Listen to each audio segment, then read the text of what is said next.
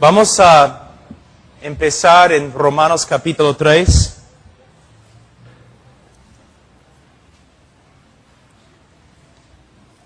Como dije, voy a hacer un pequeño resumen de lo que predicamos la última vez que estuvimos acá.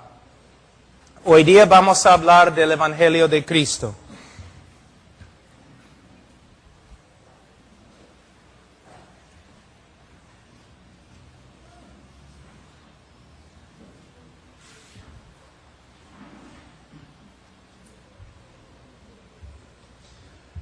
Para empezar, vamos a empezar en Romanos capítulo 3, pero como una introducción me gustaría leer un texto del libro de Gálatas capítulo 1.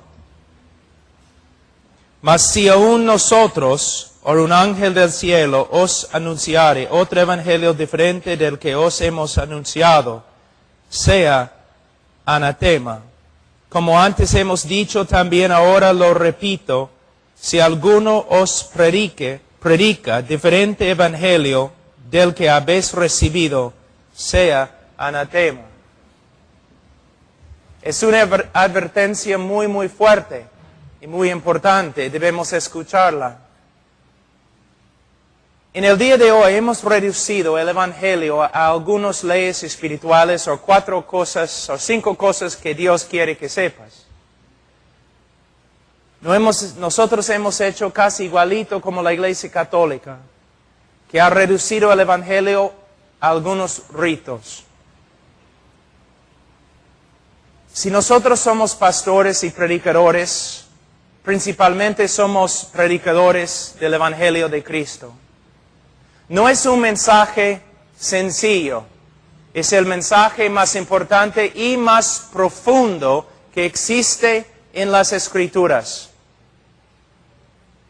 Pero vamos a ver un ratito lo que nosotros hacemos en el discipulado. Predicamos un sermón. Pedimos a las personas que pasen adelante. Si pasan adelante, los aconsejamos. Muchas veces inmediatamente ahí en la iglesia. 5 minutos, 10 minutos. Mientras la congregación está cantando, estamos allí aconsejando. Después de 5 o 10 minutos presentamos a los que han pasado adelante con las siguientes palabras. Hermanos, debemos regocijarnos porque hoy día 4 personas recibieron a Cristo, ahora son salvas y son parte de la familia de Dios. Después de 5 o 10 minutos de consejería, como autoridades religiosas, nosotros proclamamos que estas personas son salvas. Muchas veces, después de su supuesta conversión, nunca volvemos a hablar del Evangelio. Nunca volvemos a hablar de cómo una persona puede saber bíblicamente que es salva. Empezamos discipulado. Y muchas veces es casi imposible discipular a la persona, porque no quiere. Tenemos que buscarle. Tenemos que estar detrás de la persona. Muchas veces pensamos, ¿por qué se porta así? ¿Por qué no crece? ¿Por qué sale de la iglesia y nunca vuelve? Quizás es por causa del evangelio que predicamos y nuestra manera de invitar a los hombres para que conozcan a Cristo. Podemos ver aquí en el libro de Gálatas algo muy importante, que el predicar el Evangelio es un trabajo no solamente importante, sino un trabajo peligroso. Si no predicamos bien el Evangelio, anatema, dice la palabra de Dios. ¿Qué es el Evangelio? ¿Qué es? ¿Simplemente que Dios te ama y tiene un plan maravilloso para tu vida? No, no es el Evangelio. ¿Simplemente que Cristo murió y ahora debes repetir una oración? No, no es el Evangelio. El Evangelio es un mensaje que de verdad podemos compartir de una forma con una persona en 5 minutos. Pero también es un mensaje tan inmenso que vamos a pasar toda la eternidad y todavía no vamos a poder comprender el Evangelio. En Romanos capítulo 3 tenemos lo que muchos teólogos han dicho, la mayoría de los teólogos han dicho que es el texto más importante en toda la Escritura. Fíjate, algunos de los más eruditos a través de la historia de la Iglesia han dicho que Romanos capítulo 3, 23 a 28 es el texto más importante en toda la Biblia. ¿Cuánto tiempo hemos dedicado a saber lo que dice y enseña este texto? Carlos Spurgeon dijo acerca de este texto, es el Acrópolis. Es una palabra que significa una ciudad fortificada. Es la ciudad fortificada del Evangelio y de la fe cristiana.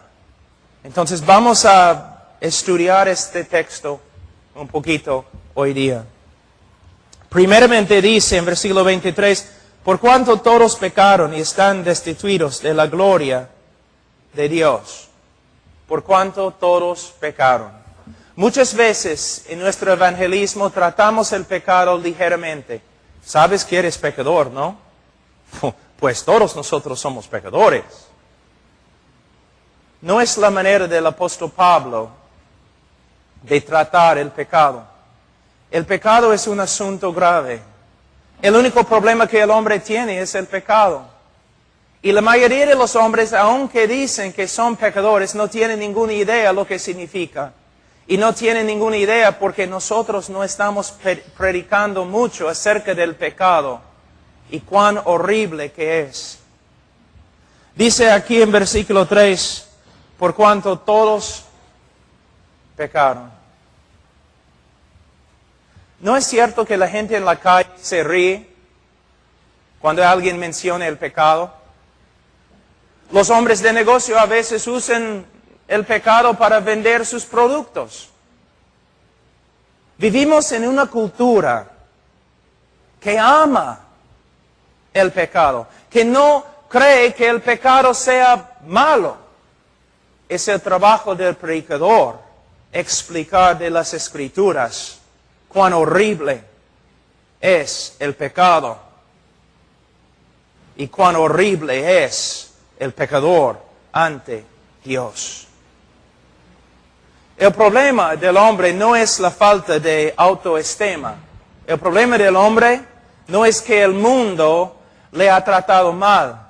El problema del hombre es que tiene un problema con Dios por causa de su pecado.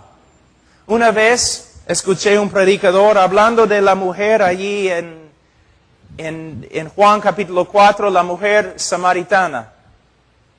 Y Cristo está hablando con ella. El predicador decía que todos los hombres habían maltratado a esta mujer, que ella había sufrido, que toda la comunidad estaba en contra de ella. Pero Cristo vino a salvarla. Luego Él dijo, si también el mundo está en contra de ti, si tienes problemas con todo el mundo, si nadie te aprecia, entonces ven a Jesús. ¿Es el Evangelio? No, es una desgracia. El problema de la mujer samaritana no era el pueblo o la comunidad que la rechazaba. Ella tenía un problema mucho más grande. Ella tenía un problema con Dios.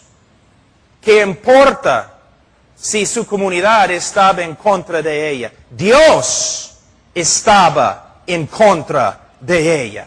Dios tenía un problema con ella, su pecado.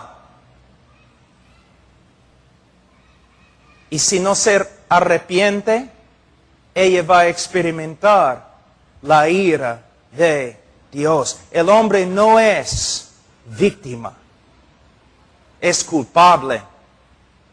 Y nosotros tenemos que predicar acerca del amor de Dios, por supuesto, pero también tenemos que predicar con respecto a la santidad de Dios, la justicia de Dios. Dios es un Dios santo y justo y no puede aguantar el pecado. Él va a venir con furia, con justicia, con ira y va a castigar al pecador.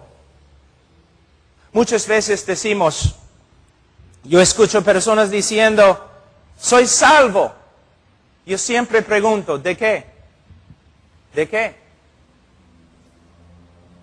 Algunos dicen, bueno, de mi pecado. Otros dicen, de mi pobreza. De mi falta de autoestima. ¿Sabe qué? Si eres salvo, has sido salvado de Dios. El pecado no estaba en contra de ti. El pecado no iba a juzgarte. El pecado no iba a lanzarte al infierno. Tú tenías un problema muy grande por causa de tu pecado, un problema con Dios. Dios estaba en contra de ti. Dios estaba viniendo para juzgarte, pero a la vez, este Dios justo es también un Dios de amor.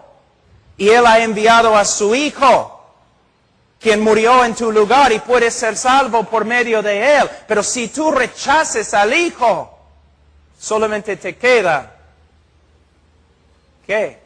El juicio de Dios. Ahora, un problema muy grande que yo estaba compartiendo esta mañana es que nosotros no nos damos cuenta cuán pecador es el hombre. No entendemos que el hombre es malo desde su nacimiento. Él nace con un corazón corrupto, inclinado al pecado y enemigo de Dios. La Biblia habla del hombre así. El hombre es aborrecedor de Dios. A veces yo escucho personas diciendo, no, yo amé a Dios desde mi niñez. No. Amaste a un Dios que tú creaste. Pero el Dios de la Escritura no amaste.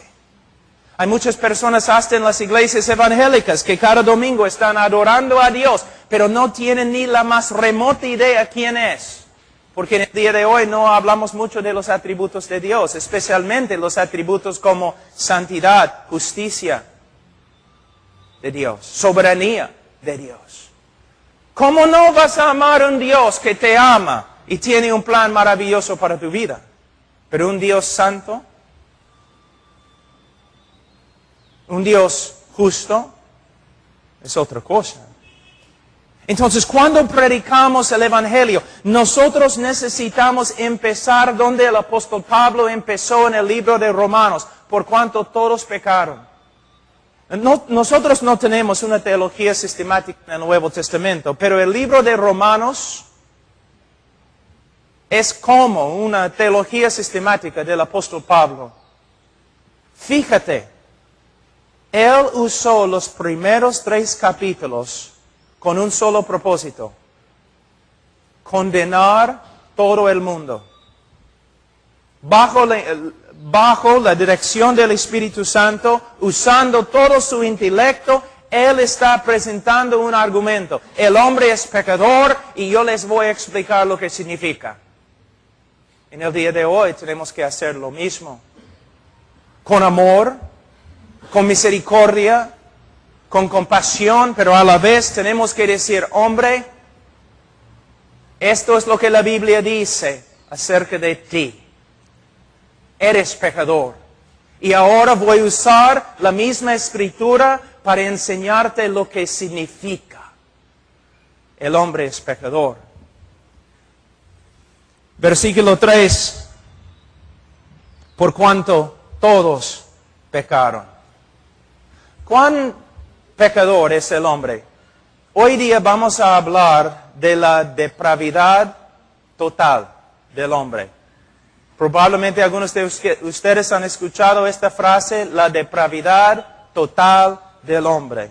Yo prefiero otra frase, la depravidad radical del hombre.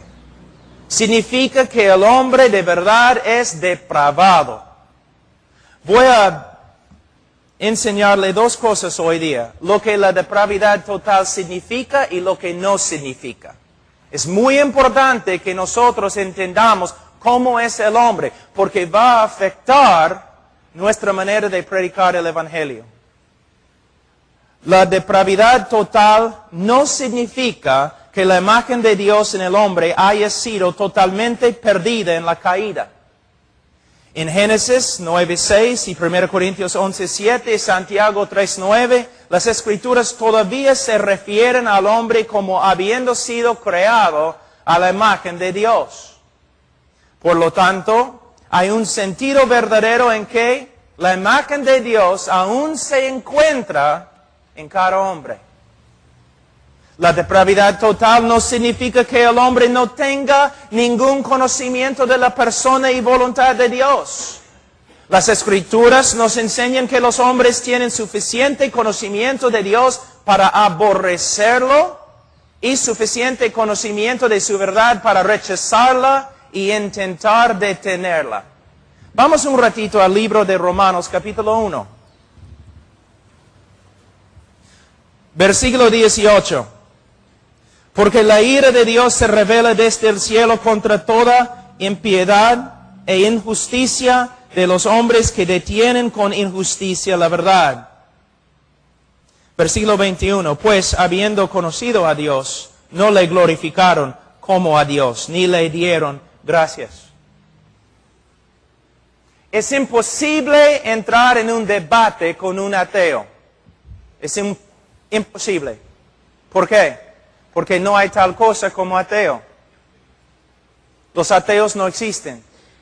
La Biblia no reconoce el ateo, sino dice que todos los hombres conocen a Dios.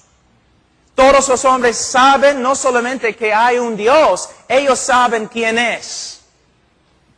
Y también todos los hombres tienen una idea de cómo es la voluntad de este Dios. Versículo 18 de nuevo. Escuchen lo que dice.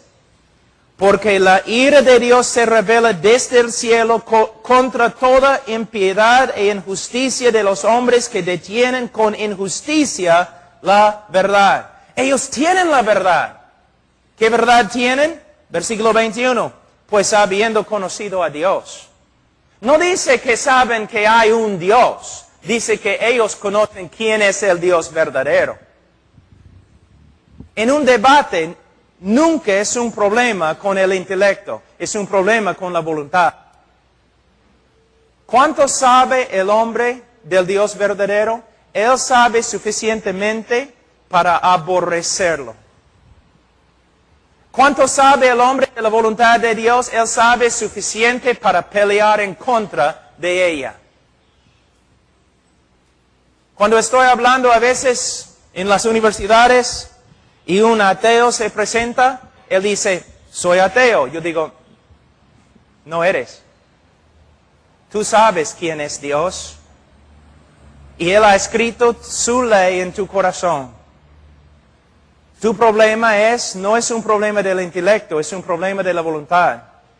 Tú sabes quién es Dios, pero tú le aborreces. ¿Y por qué? Dice el ateo. ¿Por qué aborrezco a Dios? Bueno, porque es bueno. Tú aborreces a Dios porque es bueno. Pero ¿cómo voy a aborrecer a Dios simplemente porque es bueno? Porque tú eres malo. Y los malos aborrecen a los buenos. Algunos de nosotros, antes de convertirnos, éramos aún según la sociedad malos. Algunos acá eran alcohólicos, otros drogadictos. Los malos no se juntan con los buenos. Los malos pelean contra los buenos. Eso es lo que tienen que entender. ¿Por qué el hombre aborrece a Dios? Porque Dios es bueno. Y el hombre es malo. Jesús dijo, no vienes a la luz. ¿Por qué? Porque tus obras son malas. En versículo 18 dice que los hombres detienen con injusticia la verdad. ¿Qué hacen los hombres?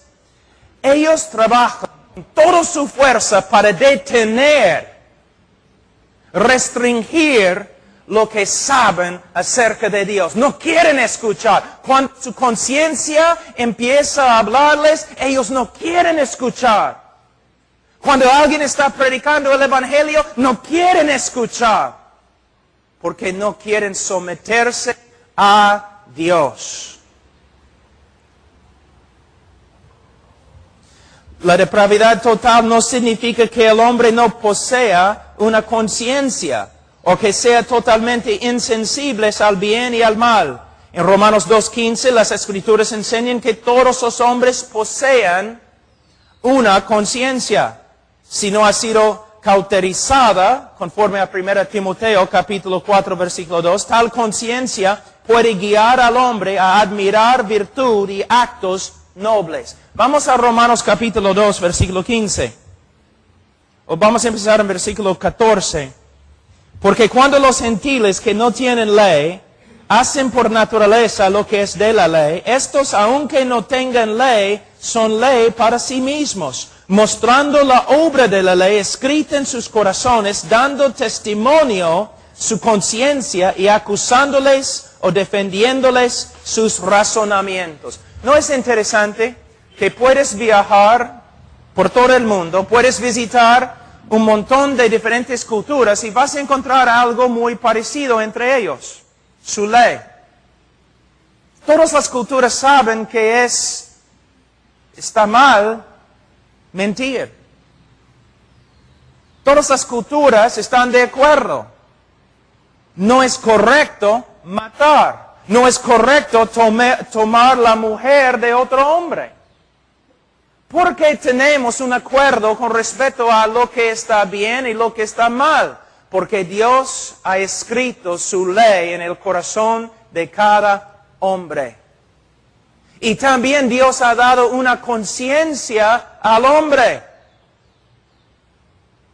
Por esta causa los pecadores quieren juntarse siempre. Quieren estar con otros pecadores.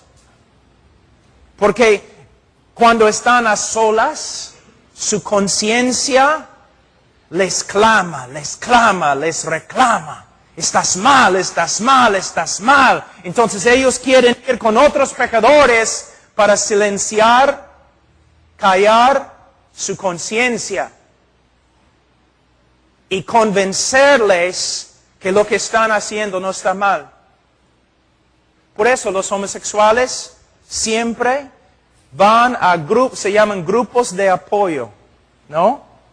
Se juntan para apoyarse el uno al otro, para consolarse el uno al otro. ¿Por qué? Porque cuando están a solas, su conciencia está gritando, estás en pecado, estás en pecado, estás en pecado.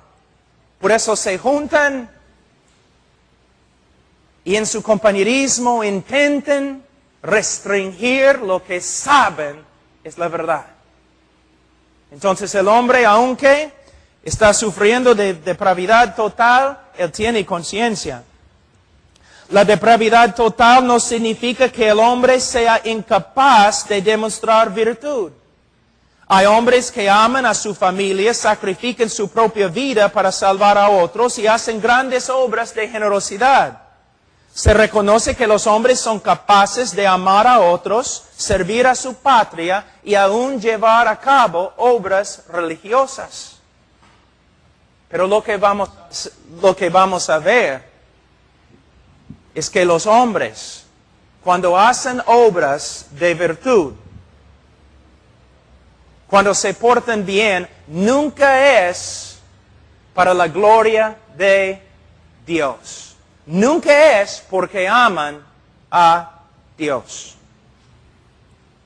La depravidad total no significa que todos los hombres sean tan inmorales o depravados como podrían ser. Que todos los hombres sean igualmente inmorales o que todos los hombres se entreguen a cada forma de maldad que existe. No todos los hombres son delincuentes, fornicarios o asesinos, pero todos son capaces de tales cosas. Lo que los refrena es la gracia de Dios. ¿Una vez te has preguntado por qué Hitler era tan malo? ¿Por qué Hitler era tan malo? Durante su niñez, él jugaba allí con sus juguetes, como cualquier otro niño. ¿Cómo es que llegó a ser tan malo? Mejor pregunta. ¿Por qué no eres tú peor que Hitler? ¿Cuál es la diferencia entre tú y Hitler? La Biblia nos enseña solamente la gracia de Dios. Antes de su conversión, si un hombre es mejor que Hitler, es solamente porque la gracia de Dios refrena su maldad. Hitler no es un fenómeno. Todos nosotros seríamos peores que Hitler si no fuera por la gracia de Dios. La gracia de Dios restringe el pecado del hombre inconverso. Si no fuera así, todo el mundo sería destruido y no habría oportunidad de redención para nadie. Entonces Dios restringe en su soberanía la maldad del hombre y también en su soberanía Él puede soltar a algunos hombres para que sean como Hitler, como Faraón, como Mussolini. Tú dices, pero Dios no tiene el derecho de hacer eso. Sí, tiene el derecho de hacerlo. ¿Quién te dijo tales cosas? Dios sería culpable si Él corrompiera a Hitler. Pero Dios no ha corrompido a Hitler. Hitler era corrompido, corrupto. Dios, en su soberanía, simplemente dirigió la corrupción del hombre. Dios puede hacer lo que quiere con el hombre corrupto. Para su propia gloria, Él restringe la maldad de algunos hombres y para su propia gloria, Él suelta a algunos hombres para que sean lo que son, para que manifiesten lo que son. Es la soberanía de Dios. Ahora, ¿qué significa la depravidad total? Significa que la imagen de Dios en el hombre ha sido seriamente desfigurada y que la corrupción moral ha contaminado la persona entera. El cuerpo, la razón, las emociones y la voluntad. Que la corrupción moral ha pasado por todo el ser humano y todo lo que es corrupto. También significa que el hombre nace con una propensión o inclinación hacia el pecado. Todos los hombres son capaces de la más grande maldad, los crímenes más indecibles y las perversiones más vergonzosas. Todos. El problema es que no creemos, no lo creemos. Siempre estamos diciendo, cuando vemos un drogadicto en la calle, una prostituta en la calle, nosotros decimos, yo sería igual si no fuera por la gracia de Dios. ¿Qué estás diciendo? ¿Una vez has pensado en lo que estás diciendo? Que en su soberanía Dios te ha dado gracia que no les ha dado a ellos. ¿Dios no les ha dado a ellos gracia también? Entonces, con tu misma boca estás hablando de la soberanía de Dios. Yo no he hecho nada, pero por la gracia de Dios yo no soy prostituta, yo no soy ladrón, yo no soy asesino. Por la gracia de Dios sí, tienes razón, pero es una gracia soberana. Si no fuera por la gracia de Dios, seríamos monstruos. Monstruos. 1000 veces peores que Hitler. Pero no lo creemos. Nosotros pensamos que hay un chispe, un fuego, algo bueno dentro del hombre. No es lo que la Biblia dice. Totalmente, radicalmente depravado. Les voy a dar una ilustración que no les va a gustar. Yo tengo una hija de 6 meses. Vamos a decir que ella tiene 18 meses. Yo la tengo aquí en mis brazos y ella ve mi reloj. ¿No? Y ella extiende la mano y agarra mi reloj. Y yo digo, no, hija, no. De nuevo lo hace. Y yo, no, hija, no. ¿Qué hace ella? Ella dice, tienes razón, papá. No. Ella sigue, ¿no? Empieza a llorar, ¿no es cierto? Empieza a torcer su cuerpo. Ella quiere el reloj. Y si mi hija tuviera la fuerza de un chibolo de 18 años, ella me mataría y me quitaría el reloj y saldría del cuarto sin vergüenza o tristeza. Si no fuera por la gracia de Dios, y este es tu problema en evangelismo, no lo crees.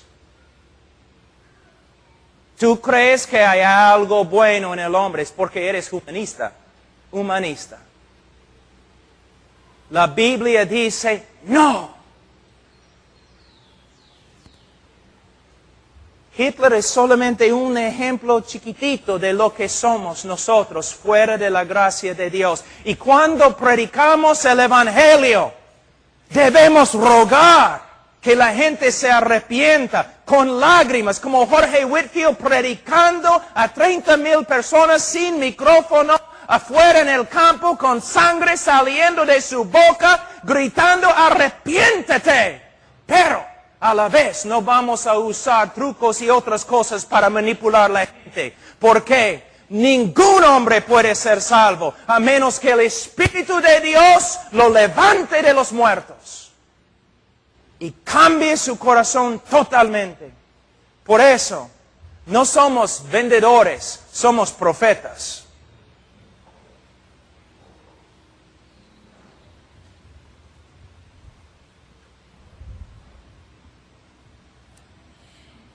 ¿Tienes que enseñar a un niño cómo mentir? ¿Tienes que enseñar a un niño cómo ser egoísta? ¿Por qué? Porque lo que la Biblia dice es verdad. Mira.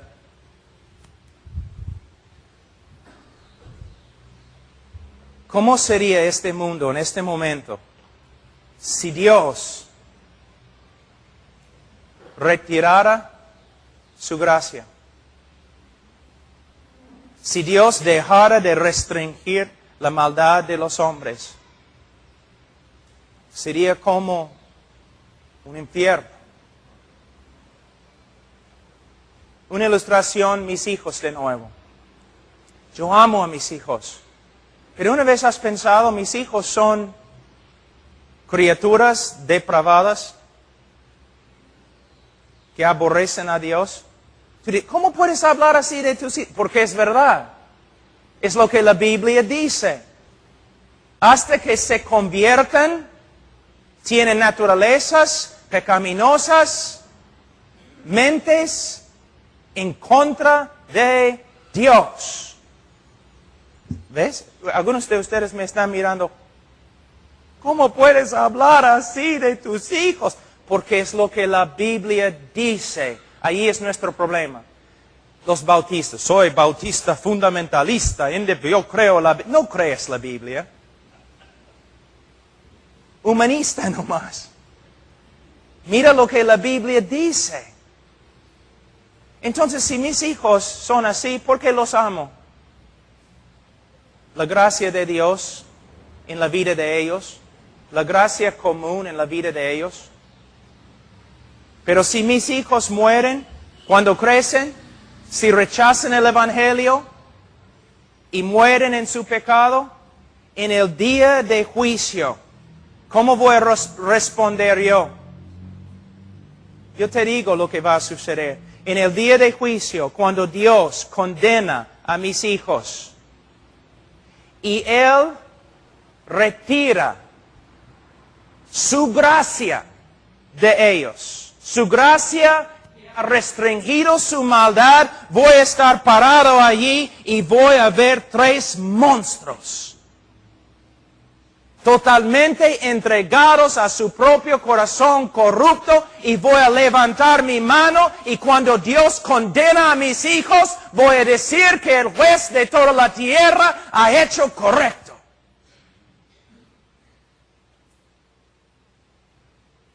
Un día yo estaba orando, Señor, solo quiero que mis hijos te glorifiquen. Después de orar así, empecé a pensar en las Escrituras y me di cuenta, mis hijos van a glorificar a Dios. Van a glorificar a Dios como ejemplos de su misericordia en el cielo, o mis hijos van a glorificar a Dios como ejemplos de justicia en el infierno, pero mis hijos van a glorificar a Dios. ¿No te gusta, no? Porque somos humanistas. Pensamos más en el hombre. Si Dios no hubiera enviado un Salvador a nosotros, si todos nosotros fuéramos al infierno, Dios sería justo.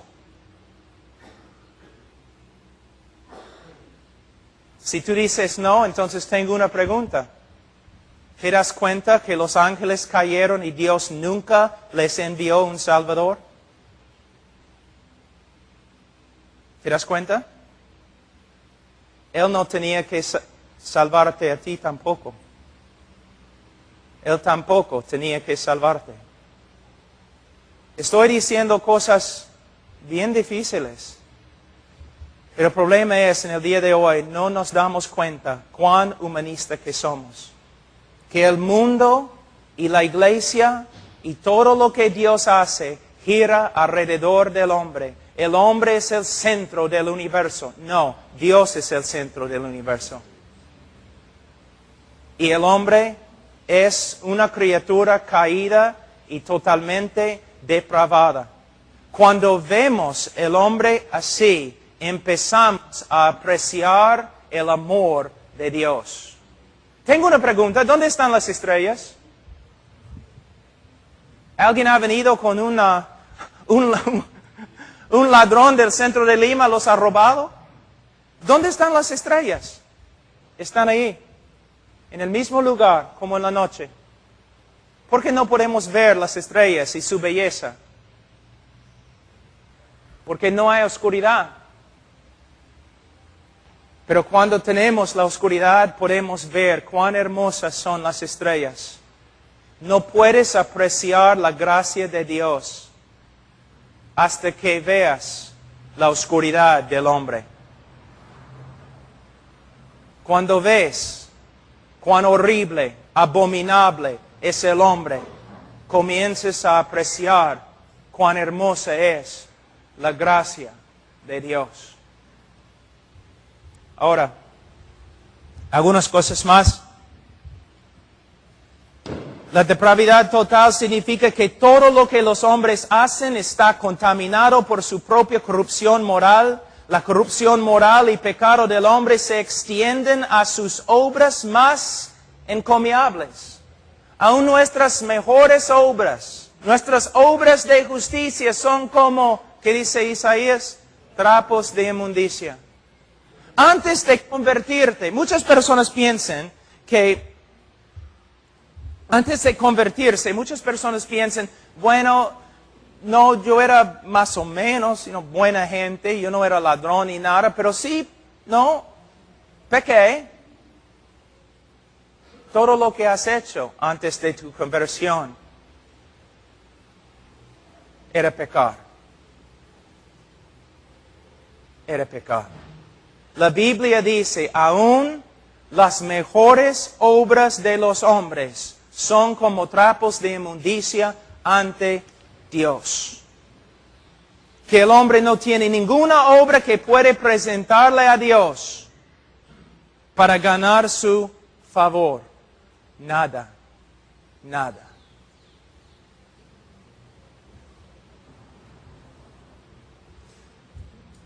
La depravidad total significa que las obras de los hombres no son, este es importante, extremadamente importante, que las obras de los hombres antes de su conversión no son el resultado de su amor para con Dios o un deseo de obedecer sus mandamientos. Ningún hombre ama a Dios de una manera digna o como su ley demanda. Tampoco hay un hombre que glorifique a Dios en pensamiento, palabra y obra. Todos los hombres se prefieren a sí mismos que a Dios, 2 Timoteo 3, 2 a 4. Todas las obras de generosidad, heroísmo, lealtad y devoción religiosa son el resultado del amor del hombre para con sí mismo, pero no de un amor verdadero y sincero para con Dios. Wow. Tengo una parábola para ti. Vamos a decir que hay un ateo que vive en Lima y tiene un enemigo en Trujillo. Y el ateo se da cuenta que su enemigo en Trujillo está muriendo y necesita un tipo de medicina para salvar su vida. Entonces el ateo vende su casa, su carro, toda su ropa, todo lo que tiene, y el ateo compra la medicina y camina hasta Trujillo para dar la medicina a su enemigo. ¿Ha hecho bien? Ha pecado. Ha pecado gravemente. Tú dices, ¿cómo? ¿No has leído? Si comes o bebes, todo lo que haces, ¿para qué debes hacerlo? Nosotros pensamos, ¿cuántas veces testificamos en la calle y un hombre dice, no, yo soy un buen hombre, soy un buen esposo, soy un buen padre, trabajo duro, no robo? Él solamente está pensando en su relación con otros hombres. Allí se encuentra su error.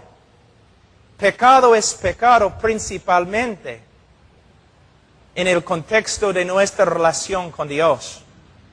No importa lo que hagas, la obra más grande de generosidad, no importa si no lo haces para la gloria de Dios, es pecado. Si no lo haces en amor para con Dios, es pecado. De ahí podemos ver algo importante. Cuán humanistas que somos. Se creemos buenos porque tratamos bien a otros hombres, sin pensar en nuestra relación con Dios. Los hombres, la humanidad, no es el centro del universo. Es Dios. No importa lo que haces a los demás. La pregunta es, ¿cómo vives en el contexto de Dios?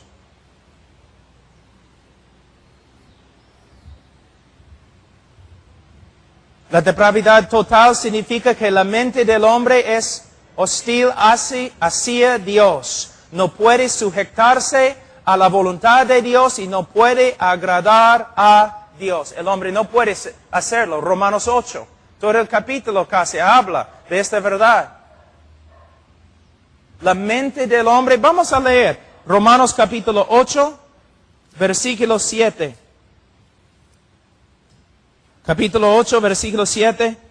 Por cuanto los designios de la carne son enemistad contra Dios, porque no se sujetan a la ley de Dios, ni tampoco pueden, y los que viven según la carne no pueden agradar a Dios. Lo que quiere decir es, un hombre inconverso no puede agradar a Dios. ¿Por qué? porque su mente se describe acá enemistad contra Dios. Por eso en el libro de Romanos capítulo 1 Pablo habla de los hombres diciendo que son aborrecedores de Dios antes de convertirse. La depravidad total significa que la humanidad está inclinada a más y más corrupción moral y que esta deterioración sería aún más rápida si no fuera por la gracia de Dios que detiene la maldad de los hombres. Algunos de ustedes aquí que tienen más que 50 años, solamente tienen que comparar las acciones y actitudes de los jóvenes en el día de hoy con los actos y actitudes de los jóvenes hace 50 años. ¿No es cierto que nuestra sociedad está degenerándose? La televisión, ahora lo que se ve en la televisión, solamente 20 años atrás era contra la ley. Pornografía en la calle. Siempre en el mundo podemos ver este ciclo. Así.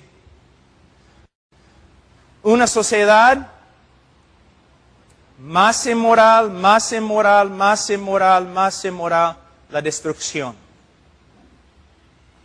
Donde el Evangelio ha entrado, podemos ver una sociedad más inmoral, más inmoral, más inmoral. El Evangelio entra, una obra genuina de Dios, la sociedad comienza a cambiar.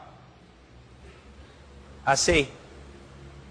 Pero después de un tiempo, como en los Estados Unidos, Inglaterra y otros países donde el Evangelio una vez se predicó grandemente, comienzan a rechazar el Evangelio y el país comienza de nuevo a destruirse. El tiempo de los Estados Unidos está muy limitado.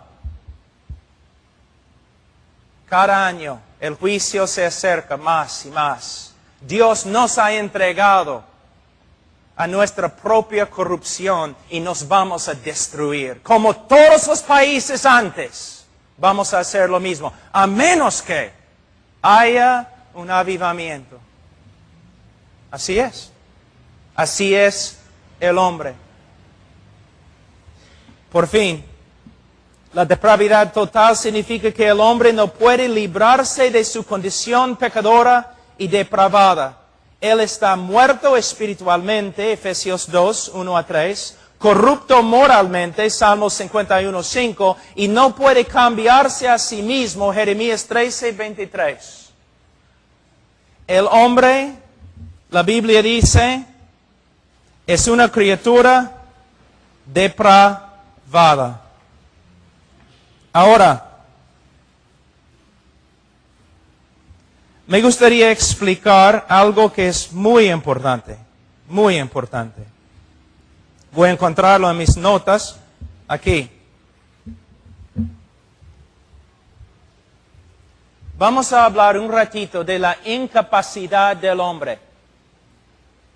Que el hombre no puede hacer el bien, no puede acercarse a Dios y no puede reformarse o cambiarse. Ahora, hay un problema en lo que he dicho. Cristo mismo dijo que el hombre no puede venir a Dios a menos que el Padre, ¿qué? ¿Sí? No puede. Entonces, muchos de los cristianos contemporáneos y humanistas, ellos dicen, bueno, si el hombre no puede acercarse a Dios, si el hombre no puede arrepentirse, si el hombre no puede creer, entonces el hombre no es responsable. ¿Cómo puede Dios juzgar al hombre si él no puede? Vamos a Génesis, capítulo 37. ¿Qué significa, qué quieren decir los teólogos cuando dicen que el hombre no puede. Génesis 37, versículo 4. Hablando de los hermanos de José, las Escrituras dicen, y viendo sus hermanos que su padre lo amaba más, a José, que a todos sus hermanos le aborrecían y no podían hablarle pacíficamente. Mira, dice que los hermanos de José no podían hablarle pacíficamente. No podían, es la palabra. No podían. Ahora, tengo una pregunta. ¿Ellos tenían bocas? ¿Tenían lenguas? ¿Los hermanos podían hablar? ¿Sí? Entonces, ¿cómo puede la Escritura decir que ellos no podían hablarle pacíficamente?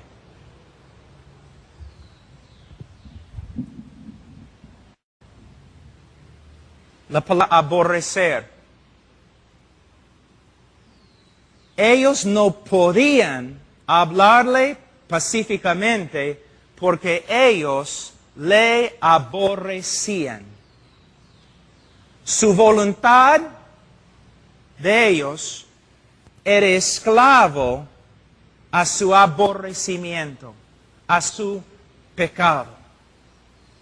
Una vez, quizás aconsejando, pastor, has hablado con una mujer o un hombre que tiene rencor en su corazón contra otro hombre o otra mujer, y como pastor tú dices, mira, tú tienes que perdonar a esa persona que ha pecado contra ti. Y la respuesta de la persona, no puedo. ¿Pero por qué? Tengo tanto rencor en mi corazón contra ellos, no puedo perdonarlos. ¿Por qué el hombre no puede arrepentirse? Porque odia a Dios. ¿Por qué el hombre no puede creer? Porque odia a Dios. ¿Por qué el hombre no puede acercarse a Dios, como dijo Jesús? Porque el hombre tiene tanto odio en su corazón contra Dios que simplemente no puede. Su voluntad es esclava a su naturaleza. Él tiene una naturaleza pecadora. La Biblia dice, él odia a Dios. Y su odio contra Dios es tan grande que él no puede acercarse a Dios. Y a la vez es culpable. Tiene toda la facultad de acercarse, pero no puede por causa de su enemistad contra Dios. Tengo una pregunta. Si es así, ¿cómo va a acercarse a Dios? ¿El hombre puede cambiar su propia naturaleza? ¿El hombre puede cambiar su propio corazón? No, Dios tiene que hacerlo. Por eso en Ezequiel Dios dice, yo voy a quitarte tu corazón de piedra que no puede responder a mí, y yo voy a darte un corazón de carne, sensible, que puede responder a mí. En nuestro evangelismo en el día de hoy, hemos reducido la doctrina de la obra regeneradora del Espíritu Santo a nada más que una decisión humana.